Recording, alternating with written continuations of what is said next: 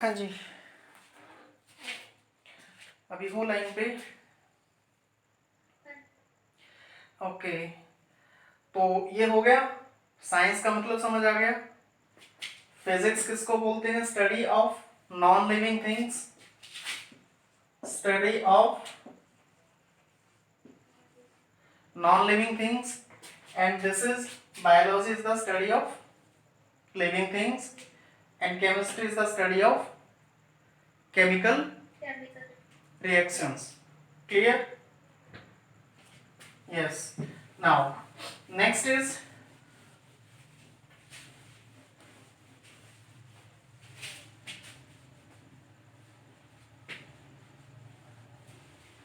अभी हमारा काम हम बायो से स्टार्ट करते हैं। What is biology? Biology, biology को हम दो वर्ड्स में ब्रेक करते हैं, bio plus logy. Bio means life and logy means study. Biology जो है, बायो का मतलब होता है लाइफ एंड लॉजी का मतलब होता है स्टडी। लिखिए, लिख लिया? Bio life, logy means study. Clear? जहां पे भी किसी भी वर्ड के पीछे जब लॉजी लगा होगा तो इसका मतलब उस वर्ड की स्टडी को, लॉजी मीन्स स्टडी, किसी भी वर्ड के पीछे लॉजी लगा है that is study. Clear? Now अब जो लाइफ है उस लाइफ के कैरेक्टर क्या है? सबसे पहले जो लाइफ होती है, life means living being.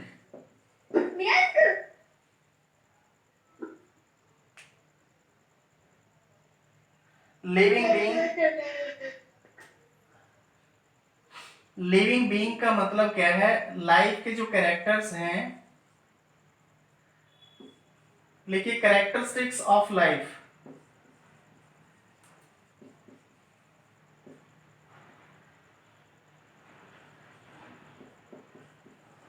Characteristics of life, characteristics of life.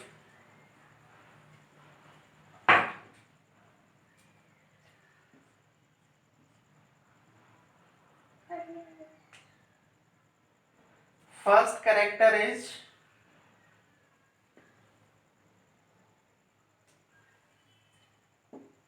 सबसे पहला जो कैरेक्टर है दैट इज कॉल्ड मेटाबॉलिज्म। सुना है नाम? मेटाबॉलिज्म किसको बोलते हैं? बताइए क्या होता है मेटाबॉलिज्म? नहीं सुना? हमारी बॉडी के अंदर जो रिएक्शंस होती हैं, अब मेरा शरीर है, मेरे शरीर में जितनी भी रिएक्शंस होती हैं सभी रिएक्शंस को मेटाबॉलिज्म बोला जाता है। मेटाबॉलिज्म वर्ड यूज कर दिया दैट मींस मैं अपने शरीर के अंदर केमिकल रिएक्शंस की बात कर रहा हूं, right? So metabolism is the sum of all the chemical reactions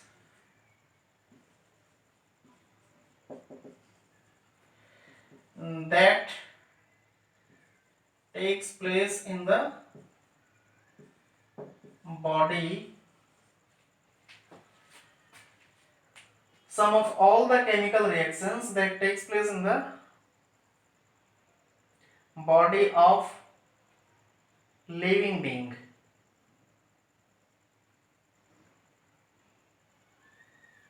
metabolism word समझ आ गया?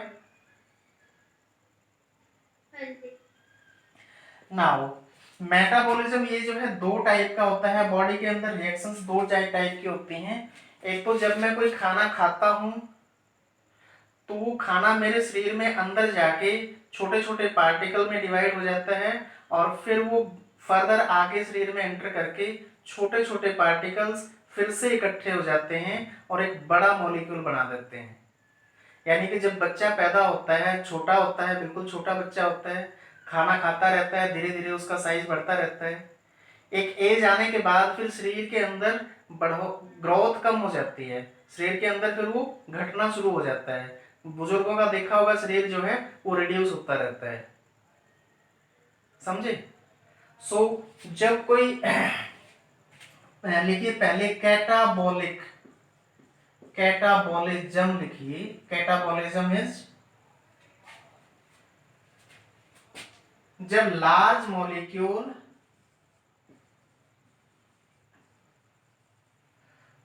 कन्वर्ट हो जाता है स्मॉल मॉलिक्यूल्स में।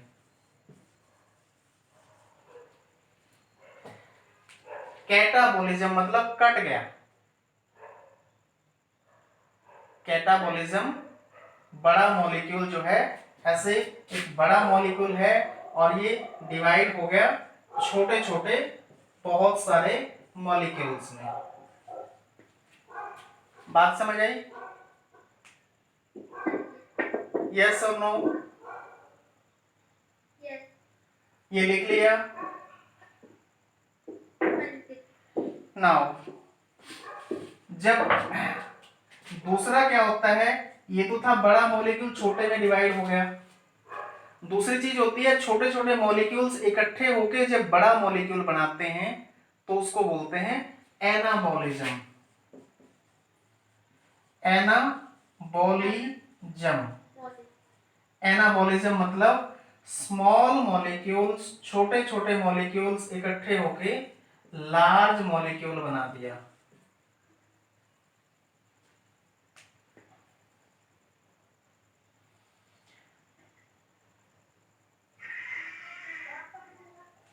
क्लियर? Yes sir. मेटाबॉलिज्म के दोनों पार्ट समझ आ गए। कैटाबॉलिज्म किसको बोलते हैं और एनाबॉलिज्म किसको बोलते हैं। ये दो टाइप की रिएक्शन ही होती हैं, या तो बड़ा मॉलिक्यूल जो है छोटे छोटे मॉलिक्यूल में डिवाइड हो जाएगा, या छोटे मॉलिक्यूल मिलके बड़ा मॉलिक्यूल बना देंगे। लार्ज मॉलिक्यूल कन्वर्ट होता है स्मॉल मॉलिक्यूल्स में, that is called catabolism, and small molecules unite to form a large molecule, that is called anabolism. Clear? Now तो metabolism is the character of living being. कोई भी जिंदा आदमी है उसके शरीर में ऐसे रिएक्शंस होती रहेंगी। क्लियर? ये है, this is what? Black white board marker. This is a non living. इसके अंदर अपने आप रिएक्शन नहीं हो रही है, ना तो कोई मॉलिक्यूल बन के छोटे मॉलिक्यूल इकट्ठे होकर बड़ा मॉलिक्यूल बना रहे हैं, ना कोई बड़ा मॉलिक्यूल बन को टूट के छोटे मॉलिक्यूल्स बना रहे हैं, right? Now come to the second character. Second character क्या होता है? Movement and locomotion. Second one is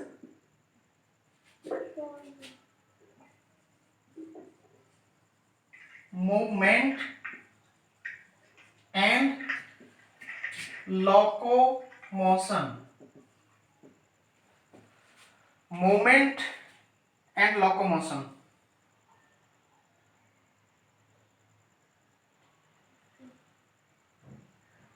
movement का मतलब क्या होता है? मूवमेंट मीन्स मैं अपने हाथ हिला रहा हूं, दैट इज कॉल्ड मूवमेंट। गर्दन हिल रही है, मूवमेंट। और लोकोमोशन क्या होता है? मैं यहां से चलूं और 10 कदम उधर चला गया, 1 कदम इधर चला गया, 2 कदम इधर चला गया, that is called locomotion. Locomotion, movement and locomotion.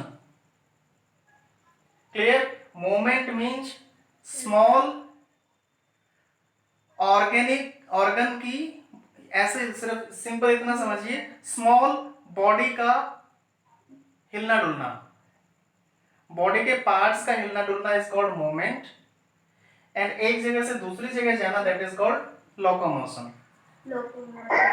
Clear? So write down, write down moment and locomotion, इसका डेफिनेशन क्या होगा?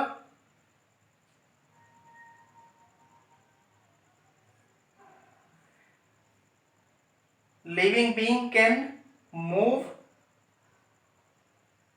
Move. himself or herself and can travel from one place to another place, Another place. right? Yes. Now लिख लिया ये third point. Yes. Third point is irritability. IRRITABLITY, irritability.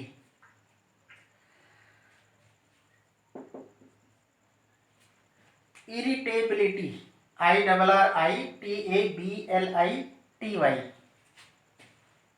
Thank you. Irritability का मतलब क्या होता है? मान लीजिए फिंगर पे मेरे पिन चुभ गई. Thank you. जैसी कोई पिन चुभी मैंने तुरंत वहां से हाथ हटा लिया. समझे? तो लिविंग बीइंग जो होते हैं, हाँ बोलो. मतलब वो एकदम से सडनली साइड हो जाना, मतलब जो कुछ एकदम से किसी भी स्टिमुलस बॉडी को टच करते ही वहां से अगर वो हमें नुकसान करने वाला है तो वहां से मूव अवे करेंगे. अगर हमें उसका कंफर्ट महसूस हो रहा है तो हम उसकी तरफ जाएंगे. Thank you. बात समझे? So irritability means respond to stimuli. Stimuli, इसको जैसे टच होता है इसको स्टिमुलाई बोलते हैं. Thank you.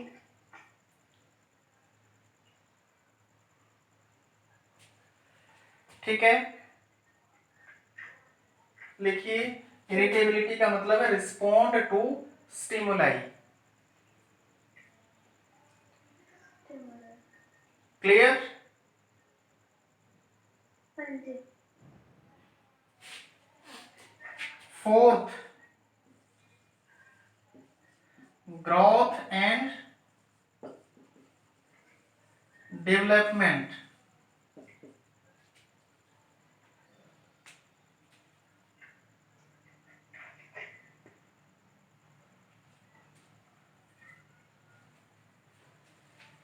Growth and development का मतलब क्या है? किसी चीज का बढ़ना. ग्रोथ मतलब साइज इंक्रीज हो रहा है. छोटा बच्चा जब होता है, बच्चा धीरे धीरे बड़ा होता है. आपकी उम्र का हो गया, आपकी उम्र तक ऑलमोस्ट बच्चों को जो है, छोटी उम्र तक जो है बच्चों को क्या करते हैं, पेरेंट्स डिसीजन लेते हैं क्या इसको खाना है, क्या इसको पहनना है. That is called growth. उसके बाद जैसे जैसे बच्चे जो है बड़े और हो जाते हैं, कॉलेज लाइफ हो जाती है या उससे और बड़े हो जाते हैं, शादियां हो जाती हैं, तो फिर वो अपना डिसीजन खुद लेते हैं कि हमें क्या खाना है, हमने कौन से कपड़ा पहनना है, हमें कहाँ घूमने जाना है. That is called development. Growth is the simple growth. Growth means size का ग्रोथ. डेवलपमेंट का मतलब है दिमाग की ग्रोथ. Thank you. बात समझे? Growth and development is the fourth character of living being. जितने भी जिंदा होते हैं, बच्चों से बच्चा पैदा होता है और धीरे धीरे बड़ा होते हुए उसका साइज बढ़ता है, उसके बाद उसके दिमाग की सोच इंक्रीज होती है. That is called development. Clear? Yes, sir. And the last character is reproduction. Reproduction का मतलब क्या होता है? रिप्रोडक्शन मीन्स हम अपने पेरेंट्स से पैदा होते हैं, हमारे आगे बच्चे पैदा होंगे, तो ऐसे एक जनरेशन से दूसरी जनरेशन, दूसरी जनरेशन से तीसरी जनरेशन, आगे जनरेशन बढ़ती रहती हैं, दैट इज कॉल्ड रिप्रोडक्शन। अगर किसी की कोई जनरेशन नहीं बढ़ेगी आगे तो जनरेशन खत्म हो जाएगी। फॉर एग्जांपल किसी भी अगर शेर आगे बच्चे पैदा नहीं करेंगे तो शेरों की पॉपुलेशन खत्म हो जाएगी, टोटल जीरो हो जाएंगे, जैसे डायनासोर खत्म हो गए हैं, राइट। सो रिप्रोडक्शन जरूरी होता है। रिप्रोडक्शन के अंदर आपकी जनरेशन आगे, write down, reproduction is mean for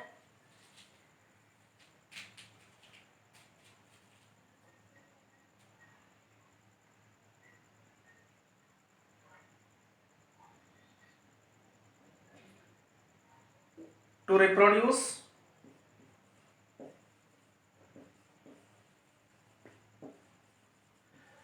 इतना ही लिख दीजिए, to reproduce their own generation।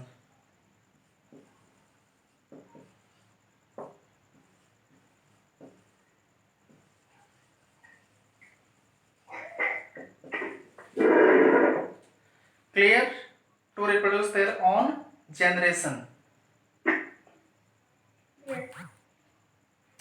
ये 5 मेन कैरेक्टर होते हैं किसी भी लिविंग बीइंग के अंदर, ठीक है।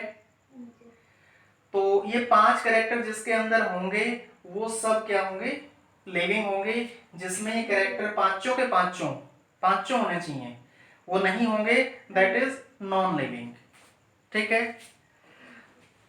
मिटा दूं इसको। अब एक चीज और देखिए, लिविंग और नॉन लिविंग दो तो आपको क्लियर पता लग गया। जो प्लांट होते हैं, प्लांट्स क्या होते हैं,